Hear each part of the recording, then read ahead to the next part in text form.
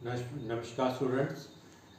आज की वीडियो में हम देखेंगे कि इनपुट स्टेटमेंट क्या होती है और आउटपुट स्टेटमेंट क्या होती है। जब भी आप प्रोग्रामिंग करते हैं तो आपको कुछ डाटा आपको प्रोग्राम के अंदर इनपुट करना पड़ता है, कुछ ऐसी डाटा आपको फिर प्रोग्राम से स्क्रीन पे आउटपुट करना पड़ता है। तो हर प्रोग्रामिंग लैंग्वेज क्या करती है, आपको कुछ सेट ऑफ फंक्शंस प्रोवाइड करती है जो इनपुट और आउटपुट ऑपरेशंस परफॉर्म करते हैं। तो इनपुट स्टेटमेंट आज का टॉपिक है, इनपुट आउटपुट स्टेटमेंट्स। और इनपुट स्टेटमेंट क्या है आपकी सी लैंग्वेज के अंदर, स्कैनफ। स्कैनफ क्या है, एक इनपुट स्टेटमेंट है आपकी। स्कैनफ का सिंटैक्स क्या है, स्कैनफ डबल कोट्स में मैंने लिखा है कंट्रोल स्ट्रिंग और डबल कोट्स के बाद comma separated list and argument 1 and argument 2 and argument n। यानी आपको ये सिंटैक्स फॉलो करना है। स्कैनफ के अंदर कंट्रोल स्ट्रिंग स्पेसिफाई करनी है और आर्गुमेंट स्पेसिफाई करने हैं। अभी कंट्रोल स्ट्रिंग क्या होती है आपकी, control string is a format string होती है आपकी, एक फॉर्मेट स्ट्रिंग होती है जिसमें आप कैरेक्टर ग्रुप प्रोवाइड करते हैं। जब भी आप डाटा इनपुट करना चाहते हैं तो आपको कंपाइलर को बताना पड़ता है, या कह लो स्कैनफ के थ्रू बताना पड़ता है कि आप किस टाइप का डाटा स्कैन करने जा रहे हैं। अगर आप कैरेक्टर डाटा स्कैन करने जा रहे हैं तो आपको बताना पड़ेगा कि आप कैरेक्टर डाटा इनपुट कर रहे हो। अगर आप इंटीजर कर रहे हो तो आपको बताना पड़ेगा कैरेक्टर ग्रुप इंटीजर स्पेसिफाई करना पड़ेगा आपको। अगर फ्लोटिंग पॉइंट वैल्यू है तो आपको floating point character group specify करना पड़ेगा। सो कंट्रोल स्ट्रिंग बेसिकली क्या होती है, format string consisting of character groups having percentage and conversion character. यानी जब जो कैरेक्टर ग्रुप होता है वो बेसिकली क्या होता है, परसेंटेज सिंबल होता है। और फॉर एग्जांपल जैसे आप इंटीजर स्कैन करना चाहते हैं तो कन्वर्जन कैरेक्टर क्या होगा, डी होगा आपका। यानी करेक्ट कंट्रोल स्ट्रिंग क्या बनी, परसेंटेज डी कंट्रोल स्ट्रिंग बनी आपकी, या फॉर्मेट स्ट्रिंग बनी आपकी। ठीक है, ऐसी परसेंटेज सिंबल तो सेम रहेगा, लेकिन ये जो कन्वर्जन कैरेक्टर है ये चेंज होता रहेगा with the change of data. जैसे जैसे डाटा चेंज होगा आपका, ऐसे ये कन्वर्जन कैरेक्टर जो होगा वो चेंज हो जाएगा। अभी देखेंगे कौन से कैरेक्टर्स आपके प्रोवाइड किए गए हैं स्कैनफ के अंदर। So basically control string is a format string consisting of characters group having percentage and conversion character and arguments are variables। तो ये जो आपका कंट्रोल स्ट्रिंग क्या होती है, फॉर्मेट स्ट्रिंग होती है जिसमें आपका कैरेक्टर ग्रुप आता है। कैरेक्टर ग्रुप में क्या आता है, परसेंटेज और एक कन्वर्जन कैरेक्टर आता है आपका। ऐसे ये आर्गुमेंट्स क्या हैं, ये आर्गुमेंट्स बेसिकली वेरिएबल्स के नेम हैं जो आपने अपने प्रोग्राम के अंदर डिक्लेयर किए गए हैं। जब भी इन वेरिएबल्स को स्पेसिफाई करना है तो आपको एम्परसेंड यहां स्पेसिफाई करना है, या एंड आर्गुमेंट 1 क्या स्पेसिफाई कर रहा है, एड्रेस ऑफ आर्गुमेंट 1, यानी फर्स्ट वेरिएबल का एड्रेस। ऐसे आप जितने मर्जी वेरिएबल स्पेसिफाई कर सकते हो, कोई लिमिट नहीं है आपका, चाहे 1 करो, चाहे 10 करो, चाहे 20 करो, जितने मर्जी करिए आप। अब आइए देखते हैं कि कन्वर्जन कैरेक्टर कौन से अवेलेबल है स्कैनफ के लिए। तो मैंने यहाँ पे एक टेबल बनाया है, जिस टेबल में मैंने लेफ्ट साइड में कन्वर्जन कैरेक्टर मेंशन किया है और राइट साइड में उसका मीनिंग बताया है। फर्स्ट कन्वर्जन कैरेक्टर है सी। अगर आपने कैरेक्टर को स्कैन करना है तो आपको परसेंटेज सी स्पेसिफाई करना है। अगर सपोज आपका वेरिएबल कैरेक्टर टाइप का है और आप उस वेरिएबल में सिंगल कैरेक्टर स्कैन करना चाहते हैं तो परसेंटेज सी आपको स्कैनफ के अंदर प्रोवाइड करना पड़ेगा कि आप एक सिंगल कैरेक्टर को स्कैन करना चाहते हैं। नेक्स्ट है D, percentage D. Percentage D होता है अगर आपका डेसिमल इंटीजर वैल्यू अगर आपने एक स्कैन करनी है, या आप कह सकते हो अगर आपका एक इंट वेरिएबल है तो फिर आप परसेंटेज डी स्पेसिफाई करेंगे। इंटीजर वेरिएबल्स के लिए परसेंटेज डी यानी इंटीजर वैल्यूज के लिए आपको परसेंटेज डी स्पेसिफाई करना पड़ेगा। ई एफ जी जो है आपके, ये तीनों आपके फ्लोटिंग पॉइंट वेरिएबल अगर आपका है और अगर आप डेसिमल पॉइंट में वैल्यू स्कैन करना चाहते हैं तो फिर आप क्या करेंगे, ई एफ जी में से कोई भी एक करेक्टर ग्रुप, कोई भी एक कन्वर्जन करेक्टर आप स्पेसिफाई कर सकते हैं। ज्यादातर जो हम यूज करते हैं फ्लोटिंग पॉइंट वैल्यू के लिए परसेंटेज एफ करते हैं, परसेंटेज एफ यूज करते हैं। ई स्टैंड्स फॉर एक्सपोनेंट फॉर्म, और जी में चाहे एक्सपोनेंट में एंटर करिए चाहे पॉइंट में स्पेसिफाई कर दीजिए वैल्यू जब आप इनपुट कर रहे हैं। लेकिन मैंने बताया एफ आपका, अगर आप ज्यादातर हम जब भी डेसिमल पॉइंट में वैल्यू इनपुट करते हैं तो एक्सपोनेंट फॉर्म नहीं स्पेसिफाई करते, जैसे 2.2 है तो 2.2 लिख देते हैं। तो ऐसी ये जो एफ कन्वर्जन करेक्टर है ये बहुत ज्यादा यूज होता है फ्लोटिंग पॉइंट वेरिएबल्स के लिए, अगर आप फ्लोट वैल्यू को स्कैन करना चाहते हैं। ऐसी अगर आपको मैंने कुछ क्वालिफायर्स बताए थे, मैंने कौन से क्वालिफायर्स बताए थे, अनसाइंड, साइंड और लॉन्ग और शॉर्ट, ये 4 क्वालिफायर्स बताए थे आपको लास्ट वीडियो में। तो अगर आपका एक वेरिएबल अगर आपने शॉर्ट डिक्लेयर कर दिया है, शॉर्ट इंट ए, शॉर्ट इंट ए डिक्लेयर कर दिया है, तो आप इस वेरिएबल के लिए परसेंटेज एच स्पेसिफाई करेंगे। आप परसेंटेज एच किसके लिए है, if data item is a short integer, यानी अगर आपका वेरिएबल शॉर्ट इंटीजर है तो परसेंटेज एच। ऐसी आई है, आई आपका जो कन्वर्जन कैरेक्टर है वो बेसिकली किसके लिए यूज होता है, अगर आपका डाटा आइटम डेसिमल है, हेक्साडेसिमल है या ऑक्टल इंटीजर है। यानी अगर आप अपनी वैल्यू को डेसिमल इंटीजर में स्पेसिफाई कर रहे हैं या हेक्साडेसिमल वैल्यू स्पेसिफाई कर रहे हैं या ऑक्टल वैल्यू इनपुट करते हुए स्पेसिफाई कर रहे हैं, अगर आप चाहते हैं कि तीनों में से कुछ भी स्पेसिफाई करके आप डाटा इनपुट कर पाए तो आपको परसेंटेज आई कैरेक्टर यूज करना है। ऐसी नेक्स्ट है आपका ओ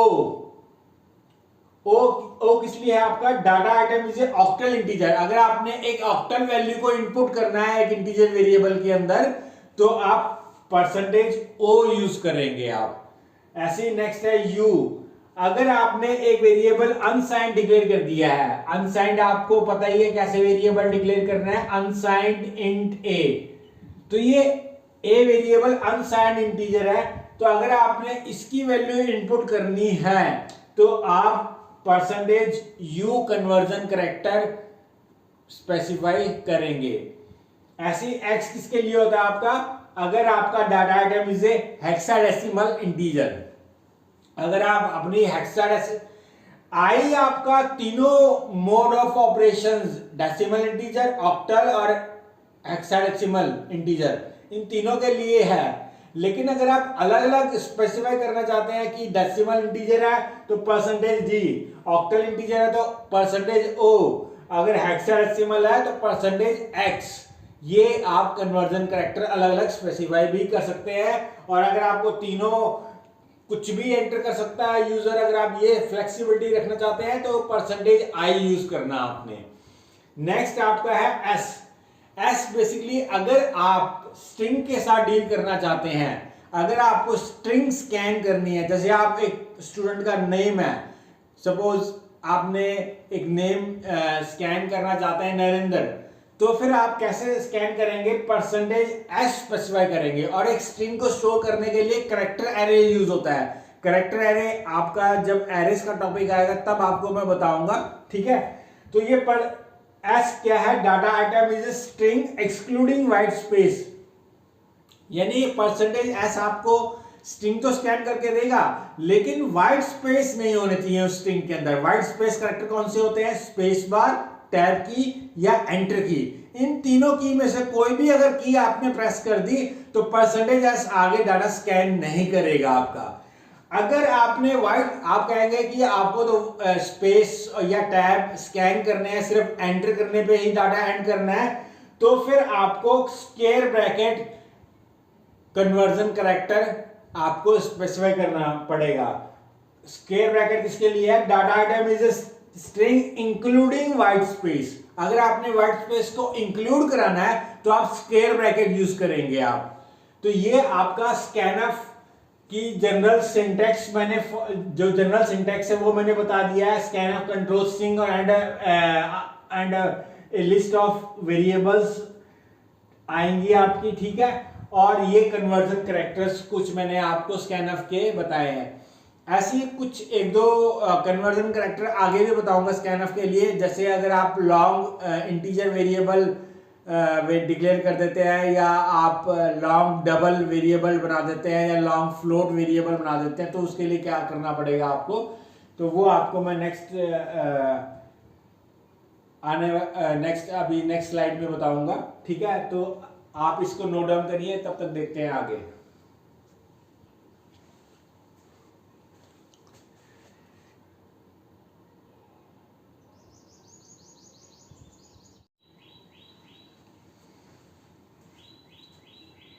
आइए स्टूडेंट्स, अब देखते हैं नेक्स्ट आपकी जो स्टेटमेंट है वो आउटपुट स्टेटमेंट है।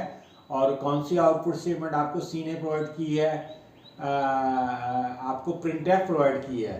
तो प्रिंटफ स्टेटमेंट आपको जब भी कोई डाटा आउटपुट करना होता है स्क्रीन पे, तो प्रिंटफ स्टेटमेंट या प्रिंटफ फंक्शन को यूज करते हैं।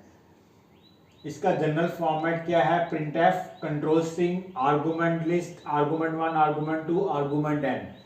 कंट्रोल स्ट्रिंग जैसे मैंने आपको स्कैनफ में बताया कि एक फॉर्मेट स्ट्रिंग होती है जिसमें कि आप अपना एक कैरेक्टर ग्रुप स्पेसिफाई करते हैं। जब भी आप एक वेरिएबल की वैल्यू को प्रिंट करना चाहते हैं या कांस्टेंट को प्रिंट करना चाहते हैं, तो आपको बताना पड़ेगा कि किस टाइप की वैल्यू आप प्रिंट करना चाहते हैं प्रिंटफ के थ्रू। आर्गुमेंट है यहाँ पे आपकी, या तो वैल्यू हो सकती है, या एक एक्सप्रेशन हो सकती है, या वेरिएबल मेंशन कर सकते हो।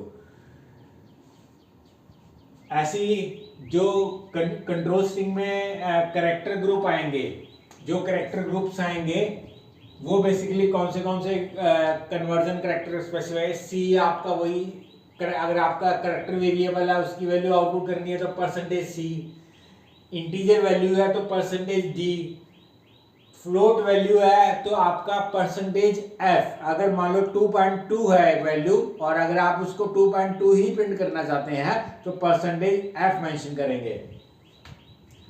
E क्या करेगा आपका? E आपका एक्सपोनेंट फॉर्म में डिस्प्ले करेगा आपका। फॉर एग्जांपल जैसे कि फ्लोट एक वेरिएबल a है, उसमें 22.34 वैल्यू है।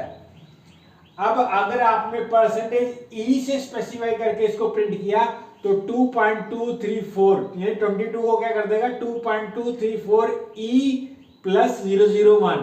E stands for 10 raise to, और ये E का मतलब यहाँ पे 10 है, और ये पावर है उसकी 1 का मतलब है कि 10 रेज टू पावर 1। अगर 2 पावर होती तो 10 रेज टू, यहाँ पे 2 आ जाता, 3 होती तो 3 आ जाता है यहाँ पे आपका। तो यहाँ पे अगर आपको एक्सपोनेंट फॉर्म में अगर बाय चांस वैल्यूज को आउटपुट करना है तो आप %E कन्वर्जन कैरेक्टर स्पेसिफाई करेंगे कैरेक्टर ग्रुप के अंदर, फॉर्मेट स्ट्रिंग के अंदर। G क्या करता है? G भी आपका फ्लोटिंग पॉइंट वैल्यू के लिए ही डिस्प्ले करने के लिए होता है, लेकिन G या तो F जैसे %F आउटपुट करता है वैसे प्रिंट कर देगा, या %E एक्सपोनेंट फॉर्म में करता है वैसे प्रिंट कर देगा। वो डिपेंड करता है कि वैल्यू कितनी बड़ी है आपकी। अगर वो वैल्यू बहुत बड़ी है तो वो एक्सपोनेंट फॉर्म में डिस्प्ले हो जाएगी आपकी, और अगर एक स्मॉल वैल्यू है जैसे 22.34 है, तो अगर आप %D से इसको प्रिंट करेंगे तो 22.34 प्रिंट कर देगा आपका ये। तो F, E और G बेसिकली तीनों फ्लोटिंग पॉइंट वैल्यू के लिए ही होते हैं, एक्सपोनेंट फॉर्म में या डेसिमल पॉइंट में आपने अगर वैल्यूज को प्रिंट करना है तो F, E और G को यूज कर सकते हैं। I आपका क्या है? If data item is displayed as signed decimal integer. अगर आपका D भी आपका साइंड इंटीजर के लिए होता है, और आपका I भी आपका साइंड इंटीजर वैल्यू के लिए, इंटीजर वेरिएबल के लिए होता है। चाहे D यूज कर लीजिए चाहे I यूज कर लीजिए, लेकिन हम ज्यादातर %D यूज करते हैं, डी आपका इंटीजर वेरिएबल्स की वैल्यूज को प्रिंट कराने में यूज होता है आपका। ओ आपका क्या करता है, ऑक्टल वैल्यू को अगर आपने प्रिंट कराना है ऑक्टल फॉर्म में डिस्प्ले, ऑक्टल फॉर एग्जांपल कोई एक वैल्यू है, अगर आपने डेसिमल से उसको ऑक्टल में कन्वर्ट करके प्रिंट कराना है तो परसेंटेज ओ स्पेसिफाई करेंगे। यू आपका अनसाइंड के लिए होता है, अगर आपका अनसाइंड वेरिएबल है तो उसकी वैल्यू को प्रिंट कराने के लिए परसेंटेज यू यूज करेंगे। एक्स आपका हेक्साडेसिमल वैल्यू, अगर एक इंटीजर वैल्यू है उसको हेक्साडेसिमल में कन्वर्ट करके डिस्प्ले कराना है तो आप परसेंटेज एक्स यूज करेंगे।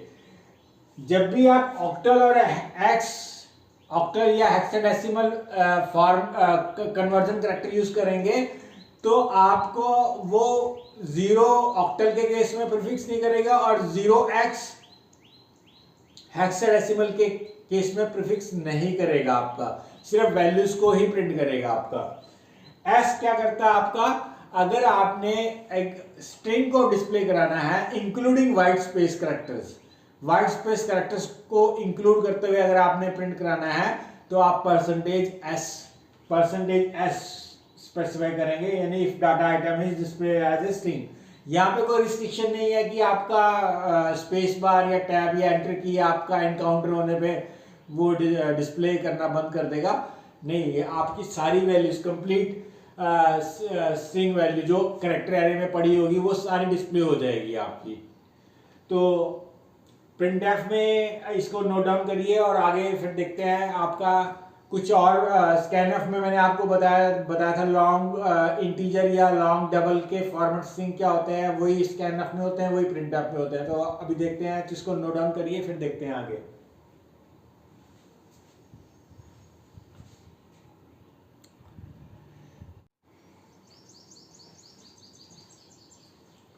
आइए स्टूडेंट्स, अब देखते हैं जो मैं आपको कह रहा था कि अगर आपका लॉन्ग इंटीजर वेरिएबल हो जाता है या लॉन्ग डबल वेरिएबल हो जाता है या फिर आपका लॉन्ग डबल अगर वेरिएबल हो जाता है तो फिर फॉर्मेट स्ट्रिंग कौन से होते हैं। ये बताने से पहले आपको मैं एक जनरल स्ट्रक्चर बताना चाहूँगा। सबसे पहले कि जब भी आप सी लैंग्वेज में प्रोग्राम बनाते हैं तो कैसे बनाते हैं, उसका स्ट्रक्चर क्या होता है। तो जब भी आपको प्रोग्राम बनाना है उसका फॉर्मेट क्या है, सबसे पहले आपकी हेडर फाइल्स आएंगी। आपकी क्या है आपका कि सी में या C++ में जब भी आप कोई काम करते हैं, कोई भी फंक्शन को यूज करते हैं, इनबिल्ट फंक्शन जो सी लैंग्वेज ने हमें लाइब्रेरी के फॉर्म में बना के दिए हुए हैं, अगर आपको उनको यूज करना है तो आपको उनकी हेडर फाइल्स को इंक्लूड करना पड़ता है। तो सबसे पहला स्टेप वही होता है आपका कि हेडर फाइल्स को इंक्लूड करना आपका। नेक्स्ट आपका होता है ग्लोबल डिक्लेरेशंस आती हैं। फिर आपकी ग्लोबल डिक्लेरेशन में आप वेरिएबल डिक्लेयर कर सकते हो या फंक्शंस को डिक्लेयर कर सकते हो या स्ट्रक्चर्स को डिक्लेयर कर सकते हो। तो ग्लोबल डिक्लेरेशंस आती हैं।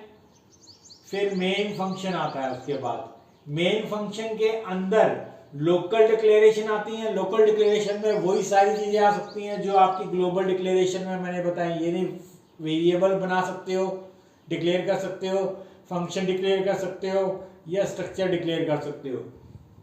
देन मेन लोकल डिक्लेरेशन के बाद आपकी स्टेटमेंट्स आएंगी। आपकी स्टेटमेंट्स जो आपका लॉजिक है, जो आपका प्रोग्राम का मोटिव बनाने का, वो स्टेटमेंट्स आएंगी आपकी। जब ये मेन फंक्शन कंप्लीट हो जाता है तो उसके बाद यूजर डिफाइंड फंक्शन आते हैं।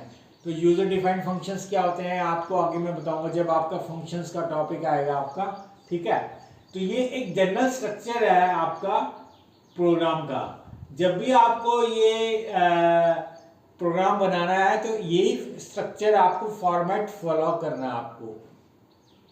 ग्लोबल डिक्लेरेशन और यूजर डिफाइंड फंक्शन, अभी ये दोनों स्टेप्स आपके ऑप्शनल होते हैं, यानी बिगिनिंग में आप ग्लोबल डिक्लेरेशंस नहीं करते हैं और यूजर डिफाइंड फंक्शंस नहीं बनाते हैं। सिंपल प्रोग्राम्स बनाने के लिए इन दोनों स्टेप्स की रिक्वायरमेंट नहीं होती है।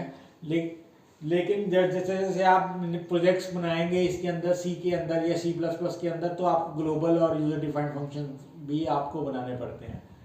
तो आइए अब देखते हैं एक प्रोग्राम के through long integer double variable को कैसे हम स्कैनफ यूज करेंगे, कैसे प्रिंटफ यूज करेंगे। तो इस प्रोग्राम के थ्रू मैंने आपको 2-3 चीजें बताई हैं।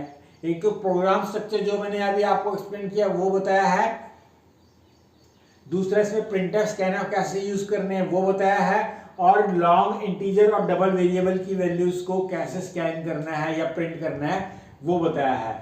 तो सबसे पहले मैंने क्या किया है, हेडर फाइल stdi.h इसको इंक्लूड किया है। कैसे हेडर फाइल्स को इंक्लूड करते हैं, हैश सिंबल पहले टाइप करना है, फिर इंक्लूड वर्ड लिखना है आपने, फिर लेस देन सिंबल और ग्रेटर देन सिंबल के बीच में हेडर फाइल का नाम स्पेसिफाई करना है stdi.h। stdi.h का मतलब है स्टैंडर्ड, std का मतलब स्टैंडर्ड, i का मतलब इनपुट, o का मतलब output, standard input output dot h। जब भी प्रिंटफ स्कैनफ यूज करने होते हैं तो इनकी वर्किंग किस हेडर फाइल में डिफाइंड है, वो stdi.h में डिफाइंड है। तो ये फाइल, हेडर फाइल आपको हर प्रोग्राम के अंदर इंक्लूड करनी पड़ेगी। इस हेडर फाइल इंक्लूड के बाद मेन फंक्शन है। मेन फंक्शन आपका मेन वर्ड से शुरू होता है और ये पैरेंथेसिस, सिंपल ब्रेसेस जो होते हैं, सिंपल ब्रेसेस, सिंपल ब्रैकेट्स जो होते हैं आप मैथमेटिक्स में जो यूज करते हैं वो यूज करने हैं आपने, इनको पैरेंथेसिस कहते हैं आपके। और इस मेन फंक्शन से पहले मैंने यहाँ पे int लिखा है। int बेसिकली यहाँ पे डाटा टाइप फंक्शन जब भी हम मेंशन करते हैं, बनाते हैं, तो उनका एक रिटर्न टाइप होता है। तो ये फंक्शन टॉपिक में डिस्कस करेंगे, तभी आप ये मान के चलिए कि आपको इंट मेन ये ब्रैकेट्स मैंडेटरी है, आपको टाइप करना ही करना है। फिर ये स्टार्ट ब्रैकेट है और ये करली एंड ब्रैकेट है। स्टार्ट करली ब्रैकेट है और ये एंड करली ब्रैकेट है। ये स्टार्ट और एंड करली ब्रैकेट क्या डिनोट कर रहे हैं, इस मेन फंक्शन की बॉडी या आपकी एग्जीक्यूटेबल स्टेटमेंट्स जितने भी मेंशन करनी है आपने, जो लॉजिक आपने बनाया है वो बेसिकली स्टार्ट करली ब्रैकेट और एंड करली ब्रैकेट के अंदर ही आपको सारी स्टेटमेंट लिखनी है। अगर ये स्टेटमेंट आप बाहर लिख देंगे या यूजर डिफाइंड फंक्शन बना के लिखेंगे तो आपकी ये एग्जीक्यूट नहीं होंगी। वही फंक्शन, वही स्टेटमेंट्स आपकी एग्जीक्यूट होती हैं जो मेन फंक्शन के अंदर स्पेसिफाई की होती है आपने। देन फिर आपकी करली ब्रैकेट स्टार्ट के बाद एक 2 वेरिएबल डिक्लेरेशन है, लोकल वेरिएबल डिक्लेरेशन है। एक वेरिएबल मैंने बनाया a लॉन्ग इंटीजर टाइप का, और b और c मैंने वेरिएबल बनाया डबल। डबल आपको पता ही है डाटा टाइप है जो आपके वेरिएबल्स को 8 बाइट्स की मेमोरी प्रोवाइड करता है। a वेरिएबल के पास कितने बाइट्स होंगे, 4 बाइट्स होंगे। लॉन्ग मैंने आपको बताया था कि आपके 2 की जगह 4 बाइट्स दे देता है आपके इंटीजर वेरिएबल को। तो ये प्रोग्राम क्या कर रहा है, 2 वैल्यूज को ऐड करने का सिंपल सा प्रोग्राम है। अब इन लोकल डिक्लेरेशंस के बाद मैंने प्रिंटफ लिखा है। प्रिंटफ का जो मैंने आपको जनरल सिंटैक्स बताया था उसमें कंट्रोल स्ट्रिंग मेंशन किया था और आर्गुमेंट लिस्ट मेंशन की थी। लेकिन जो कंट्रोल स्ट्रिंग होती है और आर्गुमेंट लिस्ट होती है वो ऑप्शनल होती है। आप डबल कोट्स के अंदर कंट्रोल स्ट्रिंग जहां आप मेंशन करते हैं वहां पर आप अपने यूजर डिफाइंड मैसेजेस को अगर आप डिनोट करना चाहते हैं तो आप डिनोट कर सकते हैं। तो आप प्रिंटर से क्या कर रहे हैं कि just print this message on the screen. तो क्या मैसेज आएगा आपका स्क्रीन पे, एंटर फर्स्ट वैल्यू।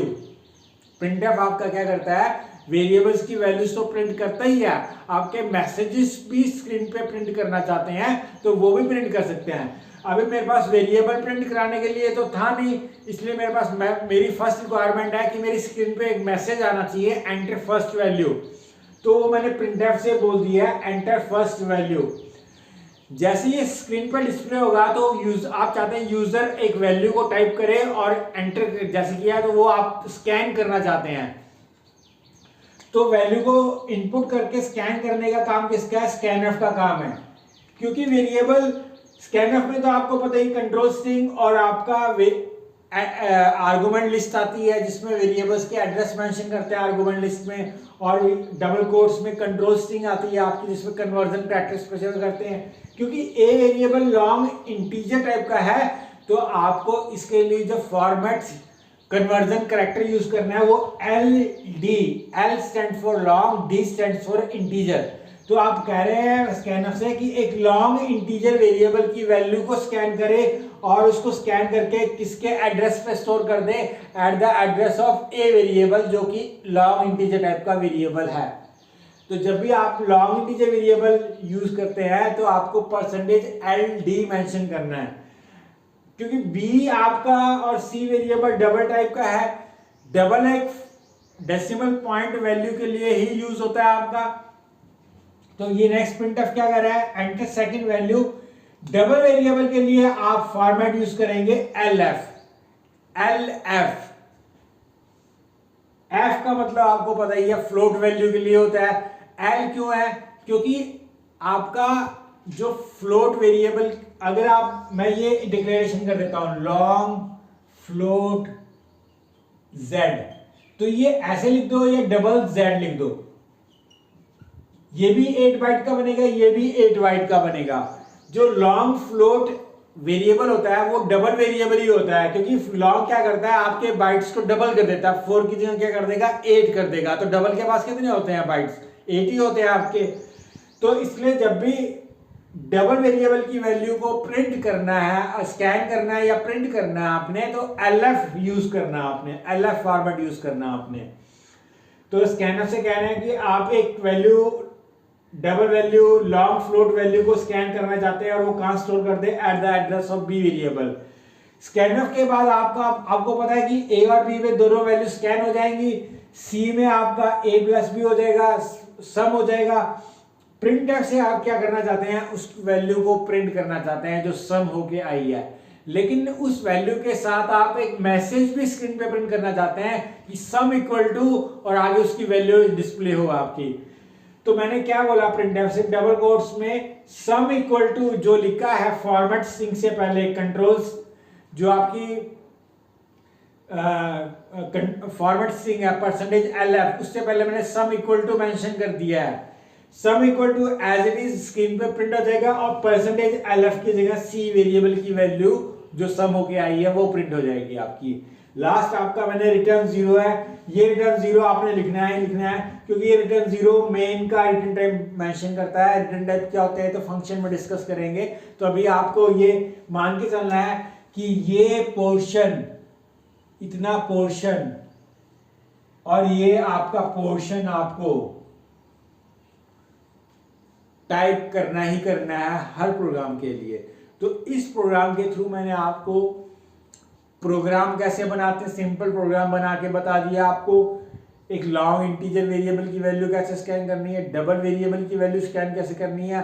अगर लॉन्ग डबल वेरिएबल होता, अगर वेरिएबल लॉन्ग डबल होता, अगर लॉन्ग डबल वाई वेरिएबल मैंने डिक्लेयर कर दिया है, वाई वेरिएबल क्या हो गया, लॉन्ग डबल वेरिएबल की वैल्यू को 8 बाइट्स नहीं मिलेंगे, 10 बाइट्स मिलेंगे आपके। तो इसके लिए आप क्या करते, वाई वेरिएबल के लिए %L स्कैनफ में या प्रिंटफ में, जब भी स्कैन करनी है तो %L कैपिटल में मेंशन करना है। तो %L कैपिटल का मतलब है लॉन्ग डबल वैल्यू आपकी। ऐसे प्रिंटफ में भी %L मेंशन करते हैं आप। तो आपको मैंने इस